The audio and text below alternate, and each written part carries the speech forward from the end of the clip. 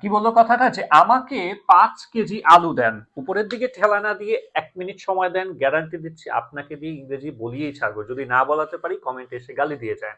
প্রতিদিনই কিন্তু আমরা এই কথাটা বলি বাজারে গেলে, যে আচ্ছা ভাই আমার 5 কেজি আলু দেন, 2 কেজি পেঁয়াজ দেন, 1 কেজি আদা দেন, আধা কেজি মরিচ দেন।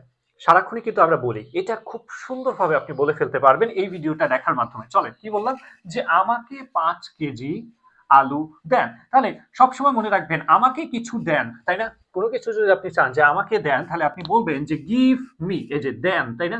এই দেনটা আমরা আগে লিখে ফেলি। গিভ, গিভ মানে দেয়া, তাহলে কাকে দিবে? আমাকে। অবজেক্টিভ ফর্মটা বসে যাবে। গিভ মি, আমাকে দেন, কি দিবেন? 5 কেজি আলু দেন। তাহলে 5 কেজি, 5 ইংরেজি 5, কেজিটাকে আপনি কেজি হিসাবে বলতে পারেন, কিলোগ্রামকে কেজি। আর আলু, আলু ইংরেজি পটেটো। ওকে, আলু ইংরেজিটা আমি লিখলাম না, যে পটেটো। তাহলে আমাকে 5 কেজি আলু দেন, give me 5 KG potato, of potato, right? এখানে একটা অফ হবে কিন্তু, আবার অফ হয়ে যাবে। আচ্ছা, এখন আমি এটাকে চেঞ্জ করে দিব। আমি যদি আপনাকে বলি যে আচ্ছা আলু না, হুম, আমি যদি আপনাকে বলি যে ভাই আমাকে 5 কেজি পেঁয়াজ দেন, কি দেন? পেঁয়াজ। হ্যাঁ, আমাকে 5 কেজি পেঁয়াজ দেন, তাহলে কি হয়ে যাবে? Give me 5 KG of onion. পেঁয়াজের ইংরেজিটা বোঝা যায়, শেষ। এখন আমি 5 কেজি, সবসময় তার আপনি 5 কেজি নিবেন না, অনেক সময় 1 কেজিও নিতে পারেন, শেষ।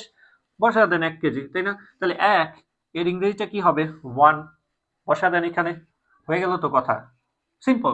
Give me 1 KG of onion, তাই না? আবার অনেক সময় আপনি আধা কেজি নিতে পারেন।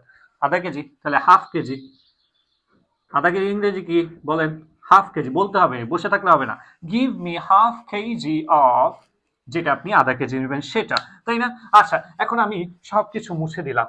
আমি আপনাকে জাস্ট বললাম যে আচ্ছা ভাই, আপনি তো টমেটো বিক্রি করেন, আমাকে 2 কেজি টমেটো দেন।